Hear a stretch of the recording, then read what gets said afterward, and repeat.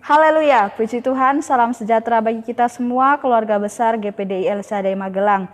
Kita bersyukur pada hari ini kembali kita akan menikmati kebenaran firman Tuhan.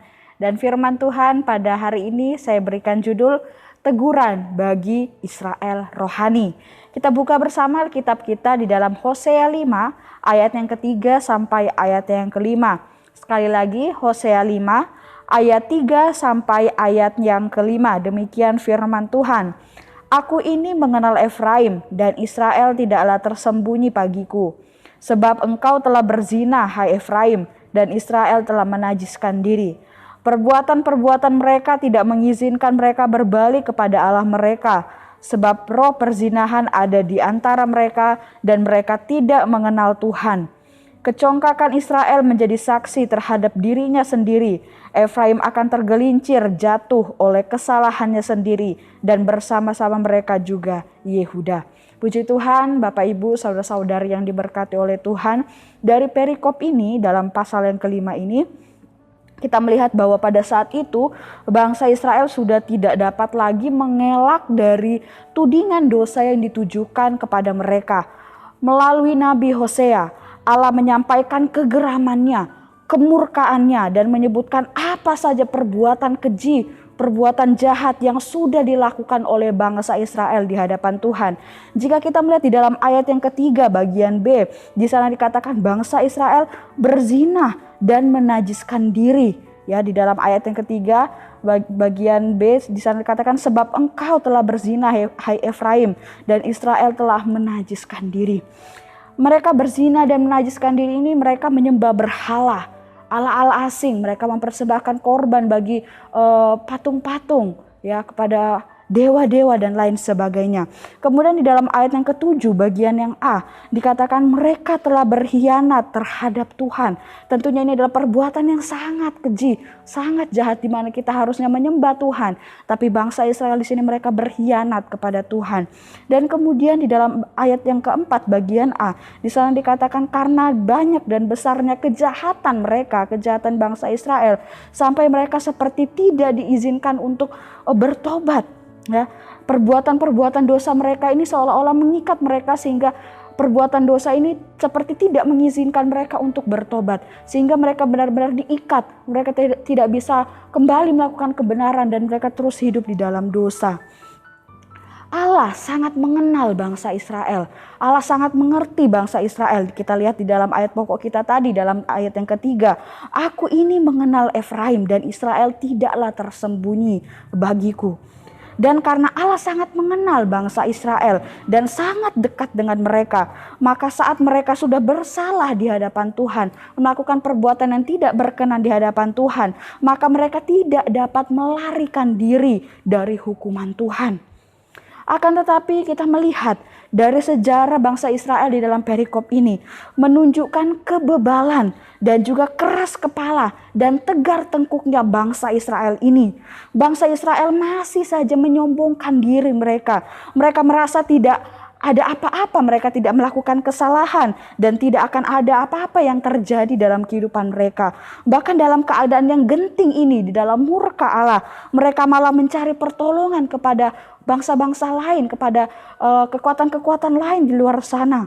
Mereka pun tetap bersikukuh untuk membenarkan diri mereka.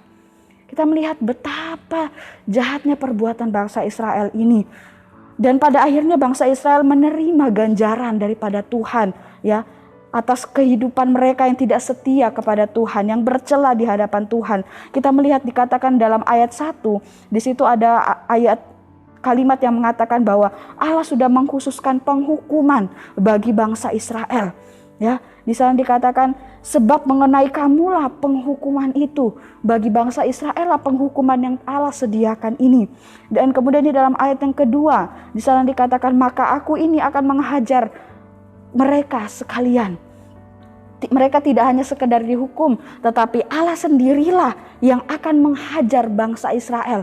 Ya, betapa Allah sangat murka bagi kehidupan bangsa Israel ini. Kemudian di dalam ayat yang ke-6 di sana dikatakan Allah menarik diri dari mereka sehingga mereka tidak dapat lagi menjumpai Allah. Ya, ini adalah ganjaran-ganjaran yang diterima oleh bangsa Israel karena kebebalan mereka, kesombongan mereka. Allah sampai menarik diri dari hadapan mereka.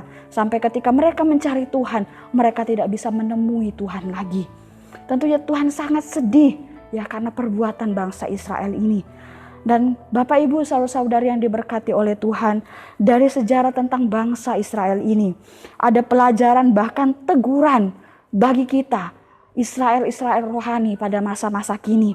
Ya, kiranya teguran ini juga menjadi bagian dalam kehidupan kita terima, dan melalui teguran ini kita mau kembali memperbaiki diri kita supaya kehidupan kita terus berkenan di hadapan Tuhan. Jangan sampai menimbulkan murka Allah dan jangan sampai Allah menarik diri dari kehidupan kita. Teguran yang pertama dari kisah bangsa Israel yang kita bisa dapatkan dalam firman Tuhan hari ini adalah jika berbuat salah, segeralah bertobat.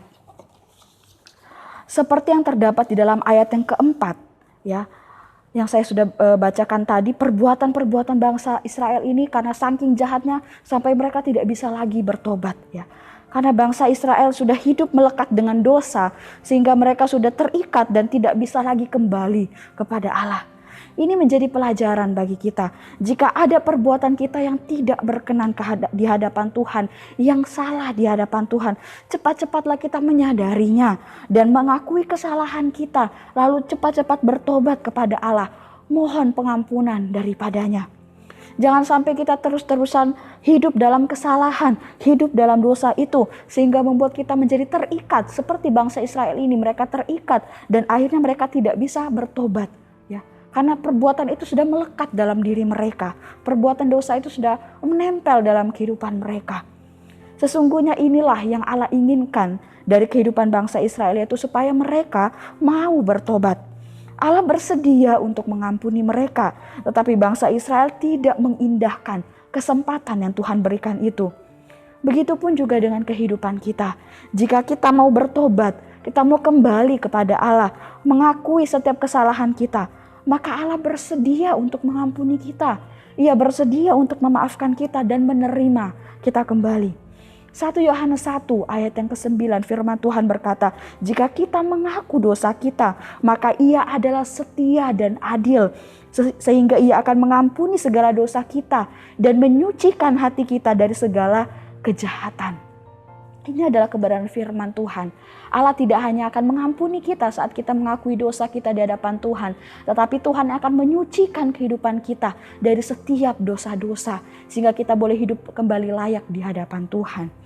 Ini tentunya menjadi kerinduan bagi kehidupan kita, supaya kehidupan kita disucikan oleh Tuhan, supaya kita benar-benar lepas dari dosa dan kehidupan kita boleh melakukan setiap kehendak-kehendaknya. Kemudian teguran yang kedua yang bisa kita dapatkan dari kisah bangsa Israel ini adalah jangan hidup dalam kecongkakan dan kebebalan.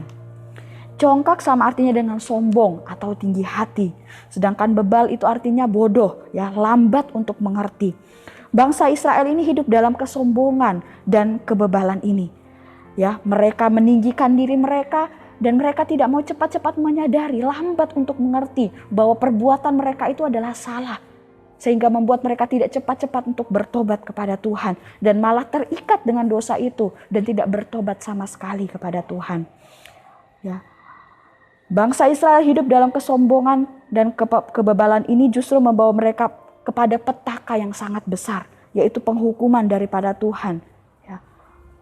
Di sana di ayat yang kelima firman Tuhan berkata, kecongkakan Israel menjadi saksi terhadap dirinya sendiri. Efraim akan tergelincir jatuh oleh kesalahannya sendiri dan bersama-sama mereka juga Yehuda. Di sini ada ganjaran yang akan mereka terima karena kesombongan dan kebebalan mereka. Dan kiranya kita sebagai Israel rohani, janganlah kehidupan kita seperti bangsa Israel dalam kisah firman Tuhan ini. Ya, jika kita sombong dan bodoh, bebal, tidak mau mengerti kehendak Tuhan, maka kita akan menjadi pribadi yang acuh tak acuh. Walaupun sudah berbuat salah di hadapan Tuhan, kita tidak menyadari dan tidak merasa kita bersalah, sehingga justru malah membenarkan diri kita sendiri. Dan tentunya jika kita hidup dalam kehidupan yang seperti ini, akan membawa kita benar-benar jauh daripada Tuhan, sehingga tidak akan ada pertobatan dalam kehidupan kita. Ya, kita tidak akan pernah memohon pengampunan daripada Tuhan dan akhirnya kebinasaan akan menjadi bagian kita. 1 Yohanes 1 ayat yang ke-8 firman Tuhan berkata, jika kita berkata bahwa kita tidak berdosa, maka kita menipu diri kita sendiri dan kebenaran tidak ada di dalam kita. Jadi jika kita berbuat sesuatu yang tidak berkenan di hadapan Tuhan, kemudian seperti bangsa Israel malah membenarkan dirinya sendiri, menganggap tidak ada yang salah. Justru ya kita menipu diri kita sendiri karena tidak ada kebenaran di dalamnya. Karena sesungguhnya kita ini adalah manusia yang berdosa. Kita harus selalu mengakui kesalahan kita di hadapan Tuhan. Tidak ada manusia yang tidak memiliki dosa. Jadi jika kita berkata kita tidak berdosa, kita menipu diri kita sendiri. Bahkan kita sombong di hadapan Tuhan. Dan Tuhan tidak menginginkan pribadi yang seperti ini. Hidup yang seperti ini dapat dipastikan tidak akan menerima keselamatan dan kehidupan kekal yang Tuhan Yesus sudah janjikan. Oleh sebab itu, kiranya kita menjadi pribadi-pribadi yang terbuka di hadapan Allah, rendah hati di hadapan Allah.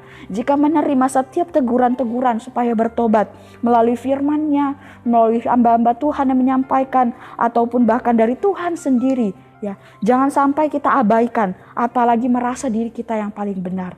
Sehingga dari situ kecongkakan dan kebebalan tidak akan menguasai kita. Saat kita menerima setiap teguran itu dengan baik, kita memperbaiki diri kita, maka kita tidak akan menjadi pribadi yang sombong ataupun bebal.